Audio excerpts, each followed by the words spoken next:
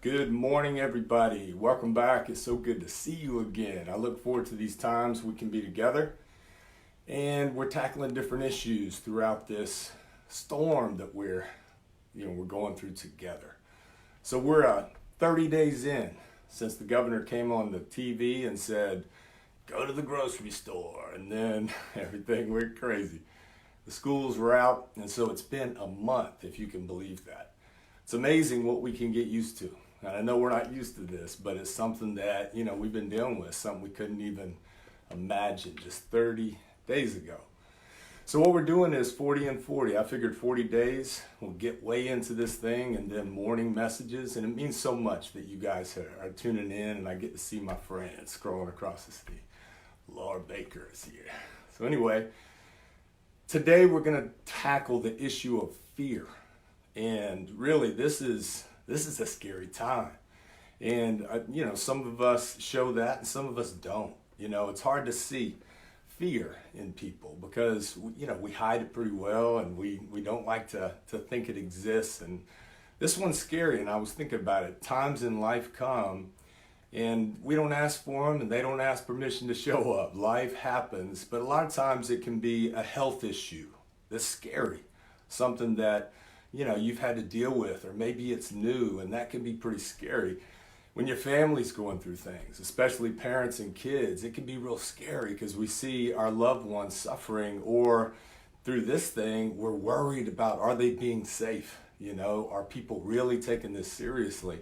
I'm amazed that some people are still out just congregating. It's crazy. But anyway, we can worry about our families. Obviously, when we go through a job crisis, and we get laid off, or we get let go, or we, try a new thing, and then all of a sudden, we're ramping up this new business, and bam, everything falls apart like it has right now.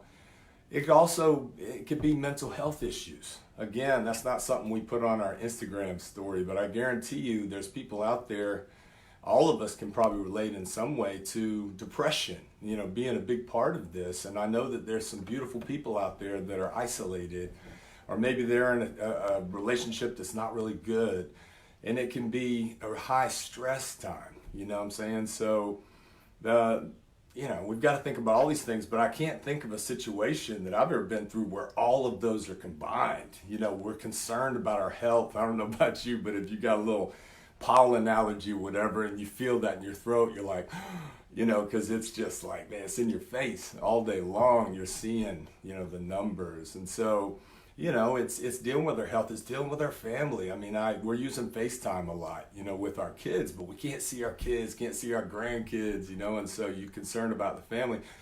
Man, I'm a small business owner, so I'm paying attention to those, small business administration loans, and I keep getting the email saying, we haven't gotten to your application yet. And shoot, this is my livelihood, right? So I know all of us are feeling that on some level.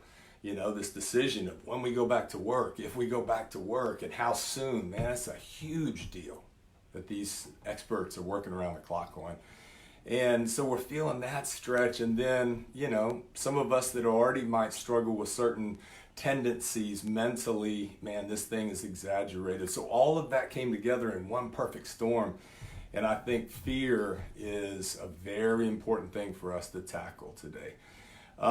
Different ways that people deal with fear. We all deal with things differently. We've got coping mechanisms that we developed as kids, when things would scare us. If we were going through things with family or at home, or with bullies at school, or with, things that scare us when we're coming up as kids, we develop coping mechanisms, and usually they tend to be, what we've seen modeled, by our parents. And, we all deal with pain and suffering our own ways. Some choose to avoid it. And it's like, man, I'm not going to look at it. Whenever there's fear, we just avoid it. And you might go through entertainment to get distracted, or maybe your thing is video games, or maybe you just scroll on Facebook for hours, just trying to escape from the fear, that might be gripping your heart. Others deny. And this was one that I practiced for a long time growing up. I just denied that it was there. I just saying, I don't hear you, I don't hear you, I'm not. It's like, just pretend like it's not there, but the fear is real. I mean, it's deep down in there. And if we pretend like it's not there, or if we just always escape and avoid and try to, fill my life with entertainment. And I think about the young people, this must be a scary time for them, but it's not cool to be scared. And so you don't share it with your friends.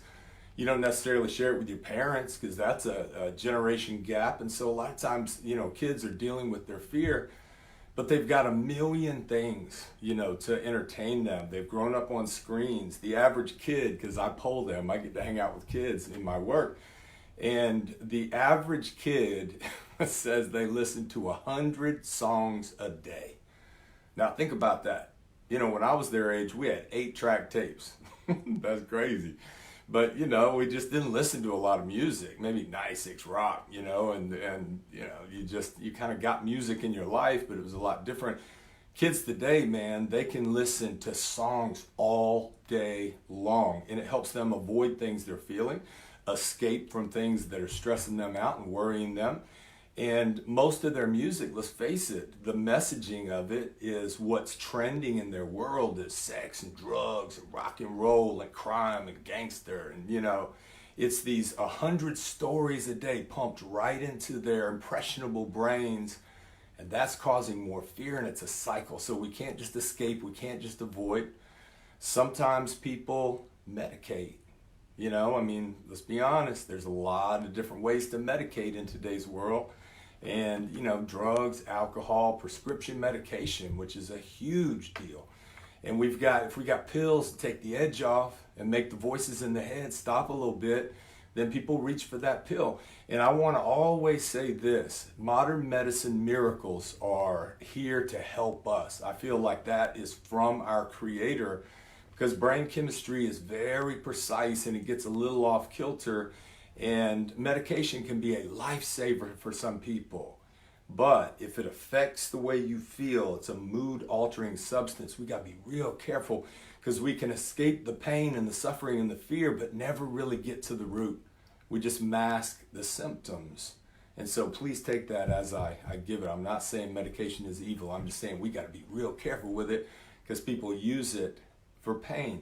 Some people get angry. I know with me, whenever I get angry, you can usually tell. I tell the people around me, if I start getting ticked off, ask me what I'm afraid of, because their fear can produce anger. Fear is a low energy. Anger has more energy in it. And so you see the most afraid person a lot of times is the most angry. And you got to be careful when you back somebody into a corner. You can't, you got to be careful with people, because anger, some people act out and do things they never do, when they're stressed and worried and fearful. And maybe you see somebody that all of a sudden is acting a fool, or kids are starting to do things, that are just not normal. A lot of times that is fear-based. And then, of course, fear turned inward is depression. That's turning inward to our fear. Outside can be rage. Inside is depression. And so we've got these energy states and these mindsets, and now all of a sudden this storm is revealing it. And the answer is to go into your pain. Don't escape, don't avoid, don't resist, don't deny, don't medicate, don't lash out, don't act out. Sit with it and feel it, identify it, isolate it, quarantine it, delete it, and replace it with something more powerful. That takes practice. So today, I'm going to look at Jesus in the storm, dealing with the fear of his brothers. This comes out of Matthew 14, beginning in verse 22. Immediately, Jesus made the disciples get into the boat and go on ahead of him to the other side while he dismissed the crowd. After he dismissed them, he went up on a mountainside by himself to pray. When evening came, he was there alone, but the boat was already a considerable distance from the land, buffeted by the waves because the wind was against it. So the brothers were in a storm, and they didn't have Jesus. During the fourth watch of the night, Jesus went out to them walking on the lake. When the disciples saw him walking on the lake, they were terrified. "It's a ghost," they said, and cried out in fear. But Jesus immediately said to them, "Take courage, it is I, don't be afraid." "Lord, if it's you," Peter replied, "tell me to come to you on the water." "Come," he said. Then Peter got down out of the boat, walked on the water, and came toward Jesus. But when he saw the wind, he was afraid, and beginning to sink, cried out, Lord, save me. Immediately Jesus reached out his hand and caught him. You of little faith, he said, why did you doubt? You know, this is a famous story of Jesus walking on the water. Big crowd. He says, hey, you guys get in the boat and head that way. I'll meet you there. I'm going to dismiss the crowd. So Jesus is congregating. I think that's so cool. He's like, y'all go. I'll take care of this, man. Hit the boat. And so they go ahead and get out. They didn't say, Jesus, how you going to get there? We're going to take the boat. How you going to find us? They just did what he said. And so they get out there and do what they do. These fishermen never caught any fish when Jesus wasn't around. A lot of times they were freaking out in a storm, but they're fishermen.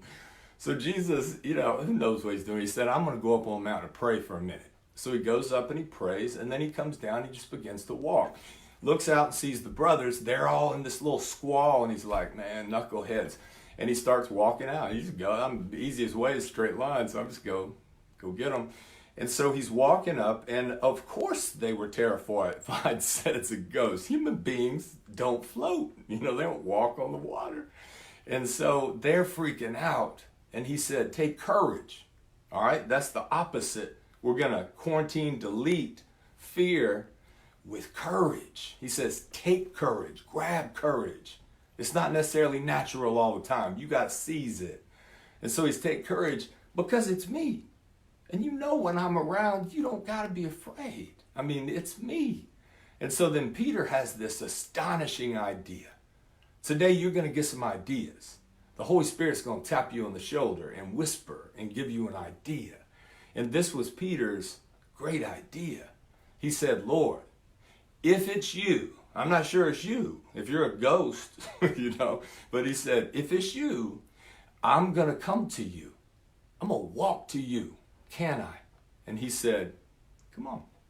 I mean, this must have encouraged Jesus because, I mean, this took some faith. And Peter, you know, he's this dude with all heart. I love Peter, man. He laughed loud. He probably danced funny. He wasn't afraid to get in a scrap. You know, I happen to think he was probably a ladies' man. I mean, just a wild, worldly dude, tough guy. And he was all in, man. He was always making these bold claims. And, you know, Jesus, I'll die for you. And he made that great proclamation that you are the Christ. And Jesus pulled him close. Peter, James, and John, his inner circle. Can you imagine being that close to him? And so he had this moment. And I think that when we have a moment like that, a moment of clarity, and all of a sudden we get an idea and it's like, man, I could do this. What stops us? Imagine if we made a move every time we felt the nudge of God. That little tap on the shoulder, that little whisper. He doesn't shout. He lets the world do that. He lets storms do that. He whispers and he walks through the storm and he observes. And here was Peter's big thought. I'm going to encourage you today, when you have that thought, I could reach out to this person. Man, I could post this video. Man, I could go and I could write my book. You know, I could fill in the blank. Are you going to stop and analyze it and go ahead and summon your fear around it and say, man, I ain't never done that before. That never works out for me. Man, I'm not equipped. I'm not this. I'm not that. And all of a sudden, Jesus ain't a part of it anymore. And the Holy Spirit's like, man, you've been praying for answers. I just gave you one. And you talked yourself out of it because you're in a fear cycle. You got to break that cycle. Peter did it.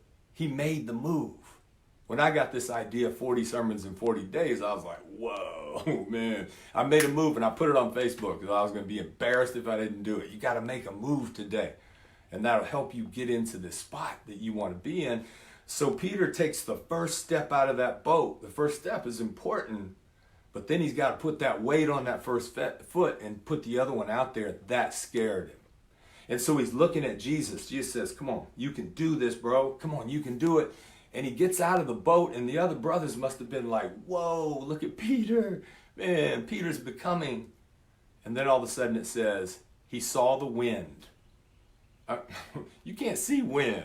All you can do is see the effects of wind. And he was out there on the water. It's not like there were trees swaying. There's not like, it was like he saw the wind, one of the other scriptures, and the waves. All right, so he saw the storm, and he took his eyes off of Jesus.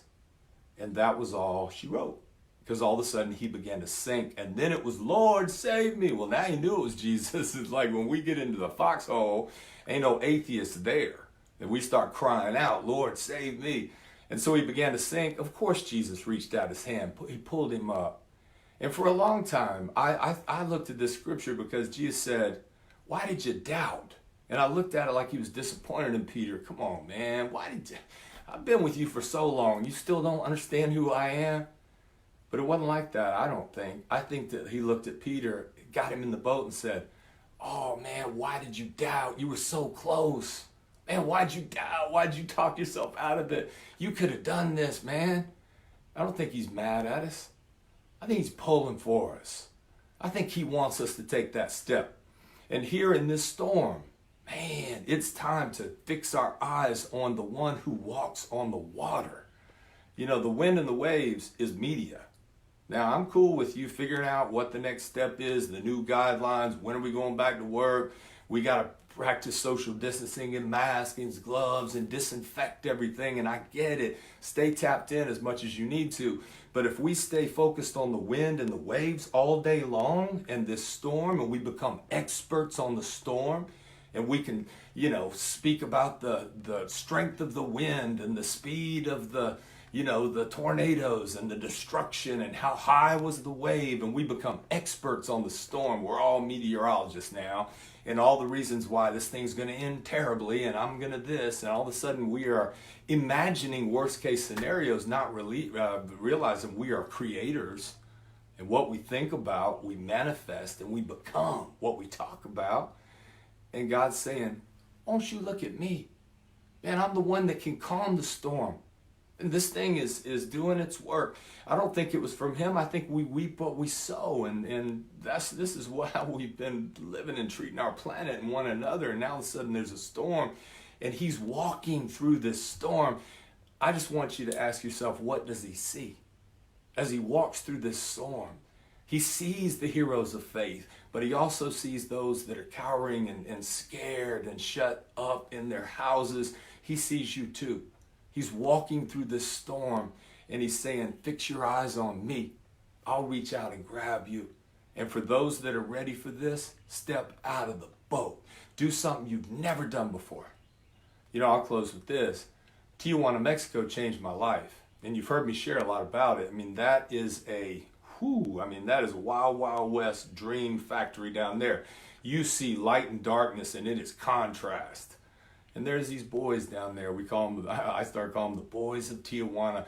They became young heroes to me.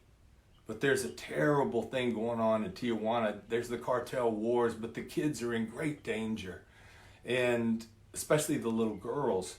Little girls right now, they can't walk home from soccer practice by themselves. Like not once. This isn't social distancing. This is don't walk down your street, not in this city. And so these beautiful boys and their hero coach, Ulysses, they started equipping these boys. And I was there for 12 months. I was there every month for 5 days going down into that place, and it changed my life.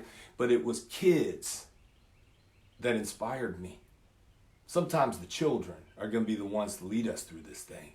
And so I saw these boys, and Ulysses, I was there when he was teaching us and teaching them. We got to take care of our young sisters, and they'd walk them home, and they'd take them all the way to the door, and then they'd run. And that is their life.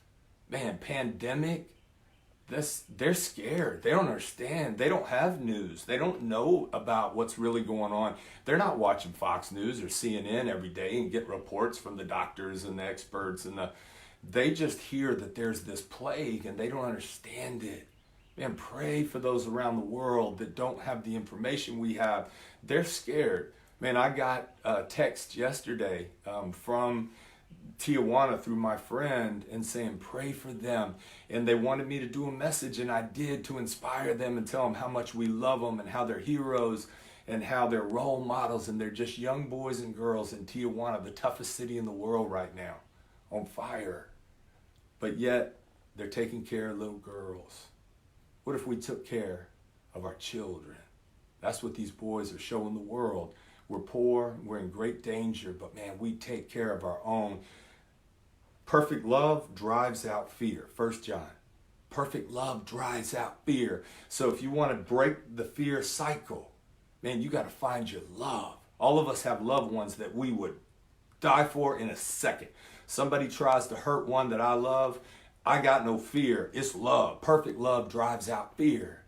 And those little boys, they have love for their little sisters and their friends, and that drives out the fear. They're showing us that you can live in one of two states today, love or fear, and you can't live. These are mutually exclusive.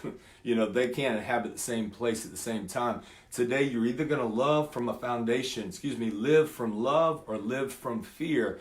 And you've got to just go ahead and tap in and say, am I living today fear of consequences and protecting myself and just worrying, or am I going to live out of love? And I'm going to be a hero. This is time for heroes. You can step out of the boat, but it's time. We've got to figure out where we're going to live. I don't want to come out of this weaker than when it came. I want us to look back decades and say, man, that was a curse that turned into a blessing because it set us free and helped us choose love. So today, go ahead and sit with your pain. Don't avoid it. Don't escape. Don't resist it. Don't deny it. Don't medicate it. Don't rage it. Don't act out on it. Sit with it and then replace it with love. Take some time and ask yourself, what do I truly love? Ask yourself, what would I die for? Who would I die for? Find the hero in yourself, because I guarantee you'll get an answer. You would die for that wife. Love her like that. You would die for your kids. Love them like that. You would die for your best friend. I know you would. Love them like that. Perfect love drives out fear. So today, it's not so bad to go into your fear. Pain is not so bad. It's necessary. Pain is necessary. We can't grow without pain. Man, pain is the good stuff.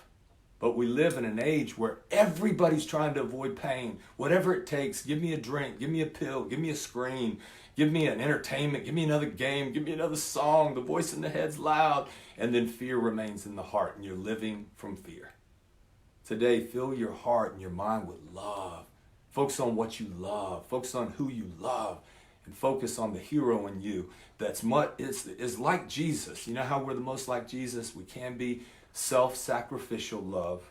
I put others ahead of myself. If this helps you, please share it.